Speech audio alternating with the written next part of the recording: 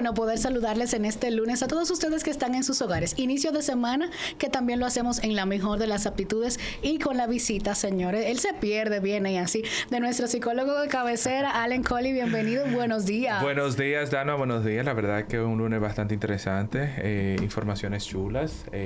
Como siempre comenzamos con salud para nuestro público y de verdad que hoy a continuación el doctor que usted va a presentar, la población va a hacer un toque de queda en el tiempito que estemos aquí para informarnos. Claro que sí, porque el tema de la salud cardiovascular yo siento que es como un tema que nunca pasa de moda y a cualquiera, jóvenes y adultos, pero hay algo en la palestra por ahí, que si la vacuna, que los infartos. Entonces decidimos, no, necesitamos un experto que venga y nos dé luz en todo en este tema. Por eso nos acompaña hoy el doctor Franklin Colón, cardiólogo intervencionista. Doctor, gracias por estar aquí. Un lunes bienvenido. Y a esta hora. No, muchas gracias por la invitación. Antes que nada, pues saludar a toda la audiencia y a ustedes, pues agradecer que nos hayan permitido estar aquí para aclarar varios puntos de lo que es la salud cardiovascular en este prestigioso programa. Gracias. Yo creo que eso es lo más importante, poder aclarar. Sí. Y era lo que siempre nosotros tratamos de motivar. El hecho de no quedarnos únicamente con lo que nos dicen los medios o a quién le conviene lo que dicen los medios, sino que ustedes como expertos pues puedan como que concienciar un poquito y tranquilizarnos, doctor, porque sabemos que la vacuna es mucho lo que se dicen, pero antes de entrar en el tema de la vacuna, hablemos un poco de la salud cardiovascular, doctor. ¿Cómo se comporta el dominicano a nivel de prevención cardiovascular? Sí, mira, ese es un tema que tenemos nosotros como sociedad y cardiólogo, y nosotros como cardiólogos, y es que la prevención cardiovascular debe mejorarse. ¿Okay? Y la manera que nosotros debemos mejorar la prevención cardiovascular es promoviendo la misma, incentivando a través de estos tipos de programas, como ustedes bien están haciendo, a la población dominicana a que deje el tema del tabaquismo, el vape, que ahora está muy frecuente, que incentive lo que es el ejercicio, o sea que vamos a evitar un poco más el sedentarismo y promover lo que es la buena salud, la buena alimentación, para así entonces ir previniendo enfermedades cardiovasculares en un futuro. Yo creo que desde jóvenes, desde los colegios y de las universidades, ya se debe comenzar a llevar esto de lo que es la prevención cardiovascular y motivar desde pequeño lo que es una buena salud a nivel cardiovascular. Doctor, en base a eso que usted mencionó, el tabaquismo, esta nueva tendencia de que ahora ya los nuevos cigarrillos electrónicos, ¿qué tanto afecta a los jóvenes en el sentido de, digamos que enfermedades cardiovasculares? ¿Qué tan temprano se están viendo producto de esos dos factores? Tanto tabaquismo como, digamos, cigarrillos electrónicos. Sí. Realmente ha habido una tendencia en los últimos años, no sé si ustedes se habrán dado cuenta, que la edad promedio de infarto ha ido disminuyendo en el sentido de que se están viendo en pacientes más jóvenes. Okay. Ya de repente un paciente con 40 años se infarta y dice nada. Antes llamaba la atención porque no era lo frecuente. Y yo creo que parte que de eso, entre otros factores, el sistema del cigarrillo electrónico, el tabaquismo y demás.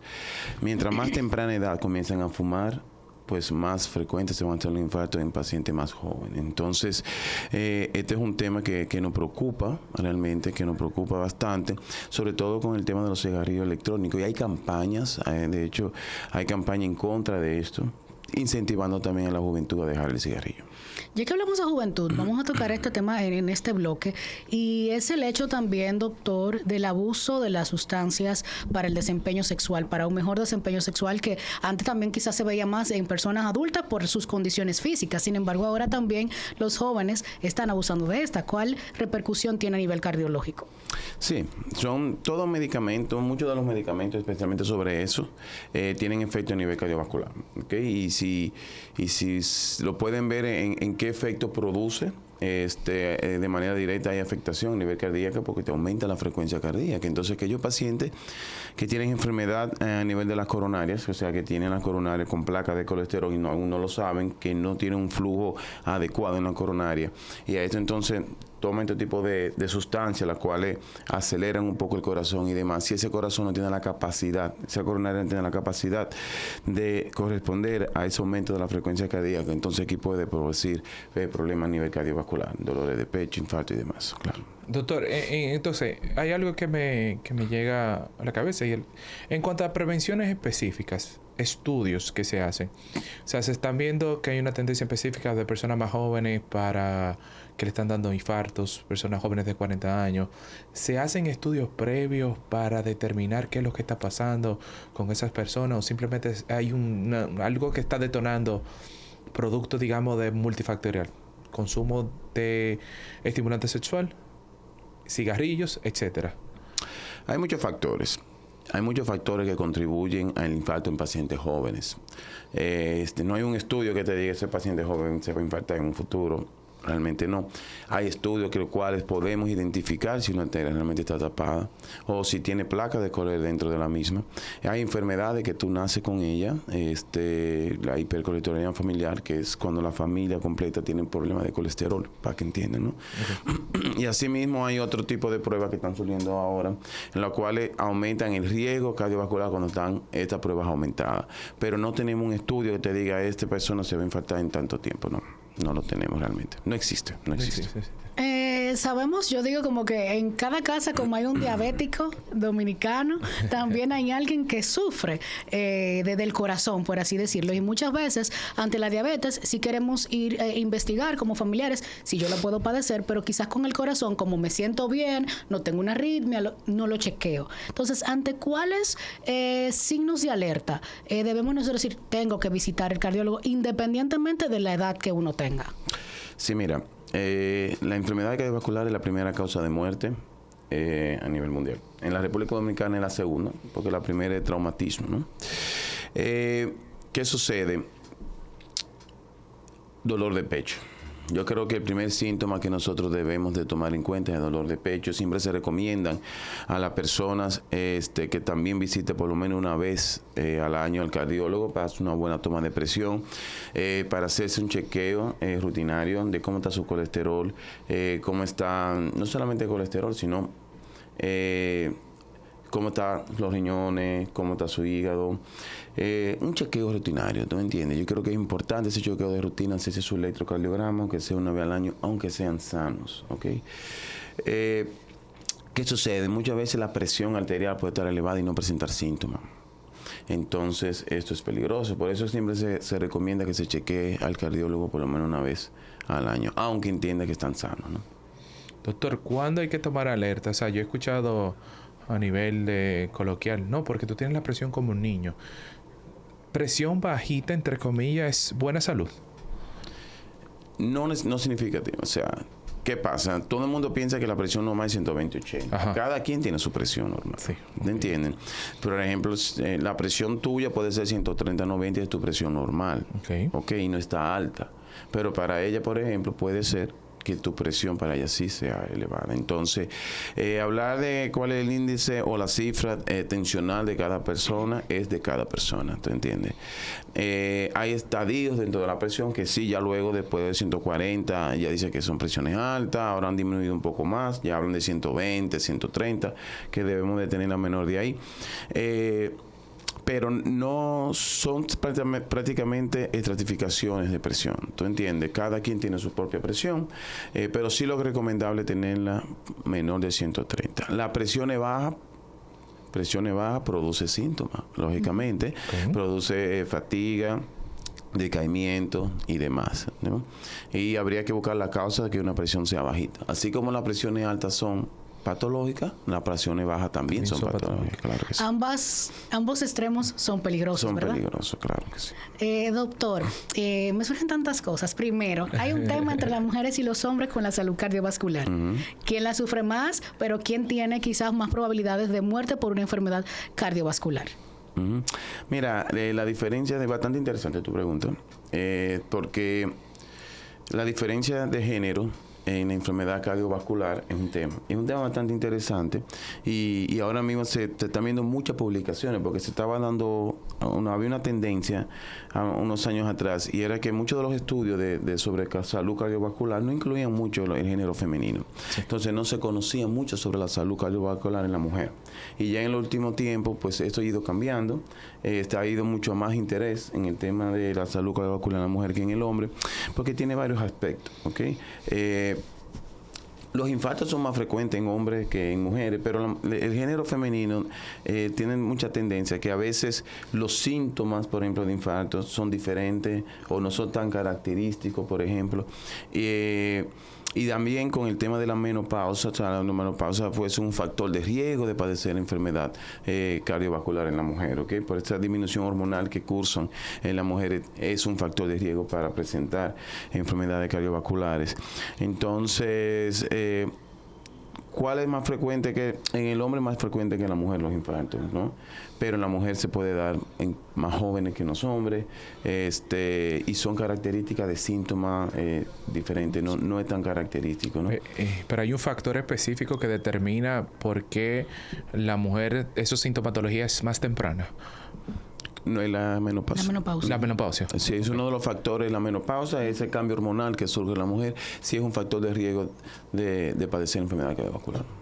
Pero vamos a seguir conociendo más de estos aspectos después de esta pausa. Regresamos con el doctor Franklin Colón. Gracias por continuar en sintonía. Y es mandatorio que yo les diga a todos ustedes que vayan a seguirnos en las redes sociales como Saludando RD con doble D y dejen sus inquietudes. Próximamente tendremos los episodios en YouTube, así que todos atentos. El doctor ha hecho mucho énfasis en el tema de que la individualización del padecimiento, o sea, lo que puede ser normal en números para mí a nivel cardiovascular, para otros no. Entonces también me llama la atención, doctor, y a raíz de muchas cosas que uno escucha en la familia, en la gente que los rodean, los medicamentos de la presión que se comparten, que si toman una aspirina porque a fulano le da resultado y aquel también se la toma. Siempre bebe una aspirina 81, que eso te va a prevenir. ¡Qué peligro! El tema de la automedicación sin consulta. Sí. Wow, miren, eso es muy frecuente que suceda. Tú ahorita comentaste que siempre hay un cardiópata en la familia, ¿no? Sí. Mencionaste, bueno, como diabetes, pero igual que a nivel cardiovascular. Y siempre aparece alguien que tiene un medicamento. Bébete eso, que eso te va a hacer bien. Es muy frecuente tenerlo. Es muy peligroso. Realmente eso es muy peligroso. Los medicamentos hay que respetarlos. Cada persona ha sido estudiada para tomar ese medicamento y cada medicamento tiene efecto en cada persona de manera distinta. Por ejemplo, no es lo mismo que tú mediques a una persona que tiene, por ejemplo, un medicamento para bajar la frecuencia cardíaca y esa persona tiene una frecuencia cardíaca ya baja y tú se lo das sin saber, va a bajar más. Entonces eso va a ser perjudicial para la salud, ¿no? Va a tener su consecuencia. Entonces, no se debe medicar sin una consulta médica o sin que un médico tenga conocimiento del mismo y lo recomiende la medicación. Entonces, eso es bueno que la población lo sepa que se debe de evitar. Y aquí antes de que haga tu pregunta, los famosos frasquitos de color naranja que viajan y que lo mandan a buscar y después llegan y toda la familia están tomando. Señores, por favor. Sí, eso sucede. A veces te llegan a la consulta pacientes que te dicen, no, que me mandaron eso de Estados Unidos porque a mi hermana se lo dan allá y yo no puedo tomar. Pero por lo menos te lo están enseñando que lo consulten con ustedes. Y lo están consultando, ¿no? Pero hay personas que se lo de allá, que me dijeron que eso es bueno para bajar la colesterol en la sangre, bébetelo, ¿no? Igual que muchas cosas naturales, ¿no? Hay muchos medicamentos naturales que se lo toman y también eso tienen efecto a nivel cardíaco. Doctor, hay un aspecto de ignorancia que se da en la población específica, es la siguiente. Y he escuchado esta frase específica: hacer mucho ejercicio también te puede afectar el corazón. ¿Qué tan cierto tiene eso, esa ignorancia específica? ¿Qué tanto balance uno tiene que tener y qué tanto uno puede hacer? Sí. Todo eso tiene, así mismo como no hacer nada o hacer mucho, también tiene problemas. Cuando la persona se somete a ejercicios de alta intensidad por mucho tiempo, lógicamente tú forzas mucho tu corazón, porque cuando tú haces ejercicio, el corazón demanda más, tu persona demanda más del corazón. Entonces llega un momento que el corazón hace cambios fisiológicos dentro del mismo para llevar esas personas que hacen ejercicio. Me explico. La pared del corazón en el atleta aumentan de tamaño. Okay. ¿Por qué aumentan el grosor de la pared del corazón? ¿Por qué? Porque tiene un bombeo mayor constante. Entonces, no importa que tú lo hagas de un día a una hora. Cuando tienes tipo atleta, los maratonistas, por ejemplo, un maratonista normalmente una frecuencia cardíaca debe ser de 60 a 100. El maratonista anda con una frecuencia cardíaca de 45, 40 frecuencias por minuto caminando normal en la calle. ¿Por qué? Por el tema del ejercicio, ¿no? Entonces, yo creo que no hacer nada y hacer mucho también es preocupante. Lo que se debe es de hacer. Se recomienda, sí, sobre todo el ejercicio cardiovascular, lo que es el tema de caminar, bicicleta y demás, por lo menos 30 minutos diarios. Es lo recomendable, Hay que hacer ejercicio. Sí. Hay que hacer. Y yo entiendo que usted hablaba ahorita de lo del colegio. Yo entiendo que hay que empezar ahí, en esa primera etapa, claro, porque después se hace tan complicado como adaptar a nuestro estilo de vida el hacer ejercicio. Y eso es parte de la prevención cardiovascular. Sí, totalmente. Que se mencionaba previamente. Es algo muy importante. Aparte de que tiene muchísimos factores positivos. Y vemos esto, pero aquí tú como psicólogo, ¿cómo ciertos síntomas que parecen también cardiológicos pueden estar alertando sobre algún tema emocional o mental, y también cómo eso puede generar un factor, una crisis emocional en un problema cardiológico? Por ejemplo, cuando hablamos de emociones específicas como ansiedad, la ansiedad genera, digamos, que procesos fisiológicos en sí, en donde a una persona le puede dar lo que viene siendo un ataque de pánico, y esos ataques de pánico se ven reflejados a nivel de hiperventilación, y muchas veces la persona siente que el corazón se le va a salir por la boca. ¿Por qué? Porque las emociones tienen tres respuestas: respuesta fisiológica, respuesta cognitiva del pensamiento y respuesta motora, que ese es el accionar. Y la parte fisiológica es cómo a nivel interno todo eso va funcionando, va manejándose y va, como quien dice, afectando los procesos internos. Entonces, ¿qué pasa? Se han hecho estudios de que las emociones negativas potencializan lo que vienen siendo los procesos cardiovasculares, o sea, las enfermedades cardiovasculares. ¿Qué quiere decir esto? Que si nosotros nos sometemos a muchas emociones negativas durante el transcurso de mucho tiempo, si nosotros vamos a desarrollar a lo mejor una enfermedad cardiovascular a los 60 años, debido a las emociones negativas que tú has pasado y te estás sometiendo constantemente, puede que tú las desarrolles a los 50. Doctor, y usted ha presentado, o sea, ¿puede una persona bajo unos niveles de estrés superiores, crónico, que lo vemos, ¿verdad?, mucho, o un tema de ansiedad, terminar quizás en un infarto, un accidente cerebrovascular, claro, y todo eso, que se detone? Sí, claro que sí, y eso está descrito. Sí, hay una enfermedad que se llama el síndrome de Takotsu. Son infartos que generados por el estrés. Todavía no, el mecanismo por el cual ocurre no está bien descrito, pero de repente te llegan los pacientes con dolor de pecho, con cambio electrocardiográfico de infarto, se someten a lo que hacemos, que es el cateterismo cardíaco, y las coronarias están normales, y todo esto ha venido por una situación de estrés que han vivido, una muerte de un familiar, alguna discusión y eso demás. Sí está descrito y existe, claro que sí. Yo quiero saber, ¿hay diferencia entre el ataque al corazón y el infarto? ¿O al final eso es lo mismo? Y los dominicanos le decimos... Exacto, es lo mismo, claro. Hay que mencionar que ataque del corazón, a infarto. Preinfarto también, doctor, se lo clarificar. El preinfarto es que también, eso en los libros no existe el preinfarto. Eso tiene factores de riesgo de padecer infarto, ¿no? Pero no me dio un preinfarto, eso es un mal término. Porque los preinfartos realmente no ocurren. Es un sustico, entonces. O eso no es. Exacto, eso no es. Pero mal se utiliza ese término.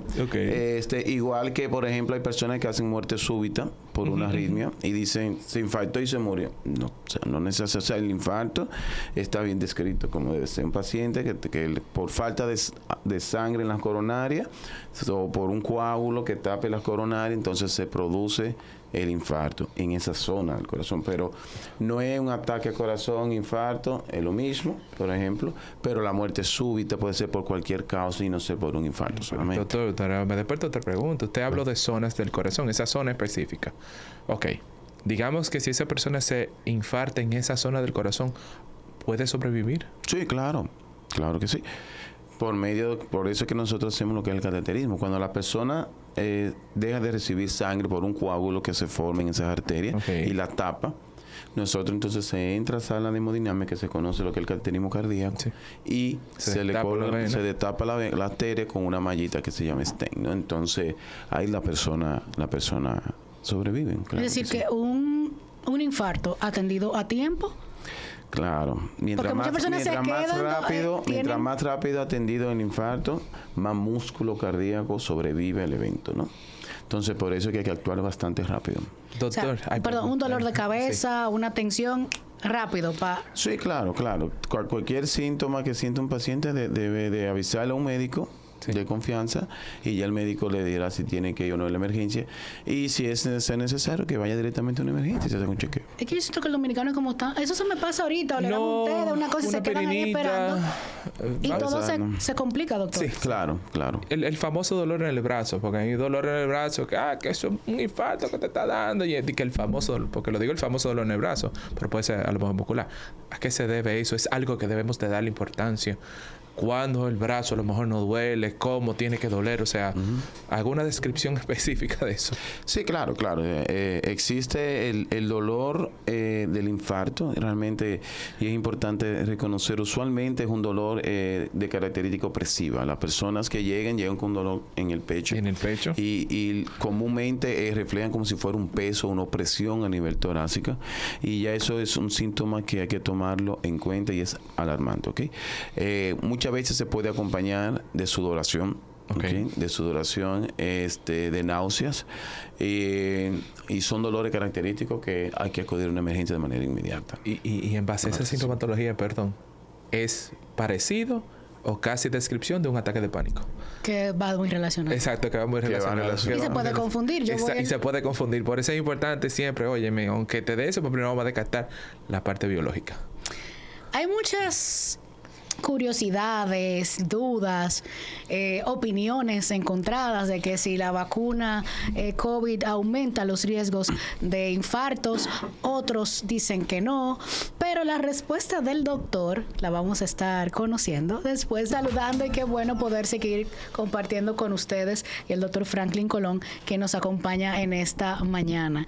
Antes de irnos a la pausa, hablábamos del tema, doctor, de si la vacuna COVID, como se ha venido comentando, y los titulares y generando cierta controversia, realmente puede ser el detonante de la cantidad de infartos. Incluso están muriendo muchas personas jóvenes y que incluso tienen una vida saludable, hacen ejercicios, se alimentan bien. Entonces, ¿qué es lo que está pasando? Sí, mire, esto es interesante porque realmente se ha ido mencionando mucho en los últimos meses respecto a lo que el tema del COVID y el corazón. Primero vamos a hablar de la pandemia. Hay unos aspectos que hay que tomar en cuenta en la pandemia, y fue que durante la pandemia hubo un sedentarismo muy importante. ¿Okay? Fue un año que duramos prácticamente cerrado, ¿no? Comiendo mal, prácticamente, sin hacer ejercicio, y sobre todo, porque hubo una tendencia, no sé si ustedes saben, que durante la pandemia aumentó mucho la venta de cigarros y aumentó mucho también la venta de alcohol. ¿Por qué? Porque la gente estaba el día entero en su casa prácticamente, y lo que hacía era fumar y beber alcohol, etc. Entonces todo eso, más el sedentarismo, conllevó a cosas que están ocurriendo quizá ahora. ¿Tú entiendes? Que hay que tomar eso mucho en cuenta, que todo lo que se hizo durante un año repercute después. Entonces, viene el tema del COVID, vamos a tomarlo de referencia esos factores que sucedieron. Entonces, viene el tema de la vacuna. ¿Qué es lo que pasa con la vacuna? Sabemos que la vacuna es prácticamente el virus en menor grado, y uno lo que hace el cuerpo es que hace defensa en contra de ese virus. El virus de COVID tiene varios aspectos importantes, que tiene un aspecto de inflamación. ¿Qué sucede con esto? Que el cuerpo se inflama. Sabemos que tiene un efecto inflamatorio el COVID-19, y así mismo puede ocurrir con el tema de la vacuna. Y también puede llevar a un estado protrombótico. ¿Qué es un estado protrombótico? Es un estado que las personas pueden desarrollar coágulos de manera fácil, para que entendamos, ¿verdad? Sí. De manera llana. Entonces, esas cosas pueden llevar a pacientes a padecer de infarto, ¿ok? Y sobre todo, después de esto, hemos visto que han tenido infarto en más jóvenes, que es algo muy importante, que ha bajado, como hablamos ahorita, la edad de los infartos lo estamos viendo mucho más joven. Ahora, decir que la vacuna es la causante de los infartos. Yo creo que se debe de investigar, se debe de estudiar. Si se reconoce que la vacuna tiene efecto a nivel cardiovascular, ¿ok? Aumenta el factor de riesgo cardiovascular en la persona que se la colocaron. Pero yo decidí que te va a infartar porque te pusiste la vacuna del COVID, no se debe de investigar. Esa última parte fue la que AstraZeneca confirmó, de que sí produce factores cardiovasculares. Factores de riesgo cardiovascular. ¿Por qué? Porque te produce inflamación en el corazón, te produce miocarditis, te produce pericarditis, ¿tú entiendes? Que son enfermedades también importantes a nivel cardíaco. Pero es por la inflamación, más que todo. Y qué bueno que el doctor, era lo que hablábamos desde el inicio, que lo aclare. Porque de repente leemos esos titulares, doctor, y yo fui a buscar mi tarjetita a ver cuál fue la que me pusieron. Y el fin de semana vamos a chequear todo el mundo la tarjeta, si fue la China, si fue AstraZeneca, porque estamos en riesgo. Sí. Creo que la China no fue la que más se puso acá. Y la Pfizer, sí. Y la Pfizer, sí. La AstraZeneca no creo que se puso acá. La AstraZeneca fue la primera que llegó. La primera, al personal médico, sí. Y no la pusimos nosotros. A nosotros. Ah, bueno. Sí. Sí, creo que te wow. Doctor, entonces esas dos enfermedades que confirmaron esas farmacéuticas, ¿tienen cura? Sí, claro que sí. Es una inflamación que ocurre en el corazón, a nivel de la pared del corazón. Se diagnostica y se trata con medicamentos. Oh, claro que sí. No. Y era muy frecuente. Durante el COVID, el efecto, de hecho, cardiovascular más frecuente fuera la miocarditis, que es la inflamación del miocardio, que es el músculo del corazón. Doctor, en dominicano, ¿cuál es la razón principal por la que este paciente de aquí va a consulta cardiovascular? ¿Y cuáles son esos aspectos de que quizá con el dominicano no se puede? Te dije que no te comiera eso, pero el dominicano sigue en eso. No. El motivo de consulta más frecuente a la oficina de un cardiólogo, al consultorio de un cardiólogo, es la hipertensión arterial elevada. Y es la causa más frecuente de enfermedad cardiovascular en la República Dominicana, la hipertensión arterial. Entonces, siempre van, doctor, tengo la presión alta, doctor, vine para que me chequee la presión, doctor, ¿qué usted piensa de esto? ¿Y por qué es tan frecuente? Es por los malos hábitos que tenemos nosotros como dominicanos. Hablábamos primero del sedentarismo, lo hemos mencionado varias veces, el tema que también se mencionó de tabaquismo, ahora los cigarrillos electrónicos y demás, la mala alimentación, nosotros comemos muy alto en sal, comemos de repente alimentos que aumentan de por sí la presión arterial. Entonces yo creo que todos esos factores, que son factores independientes uno del otro, conllevan al dominicano a aumentar la presión. Además, que también tenemos antecedentes de nuestros antecesores hipertensos. Entonces, también eso es un punto que tenemos que tomar en cuenta. Ale, la pregunta que no se puede quedar. Doctor, ¿dónde los encontramos en redes sociales? Claro que sí, Clínica Coromina, en consultorio 200 en el segundo piso de la Torre A. Las redes sociales Colón Arias MD, tanto en Instagram, Facebook, Twitter. Así que... pues usted es tuitero, doctor. El doctor está activo. Sí, claro que tuitero. Sí. Así es. Doctor, agradecemos el tiempo para compartir con nosotros y con toda nuestra audiencia informaciones tan valiosas y esperamos que esta no sea la primera. Claro. Que haya muchas más, que sea solamente la primera. No, de verdad, gracias a ustedes. Tiene que venir, saludando por la invitación. y nada, y espero que haya sido provechoso y a toda la audiencia que nos hayan tomado en cuenta. Créanme que sí, ya casi le estamos mandando a su equipo de comunicación el otro tema que invitamos al doctor. Ale, mañana será otro día. Así es. A ustedes, gracias por el favor de su sintonía. Hasta mañana. Bye.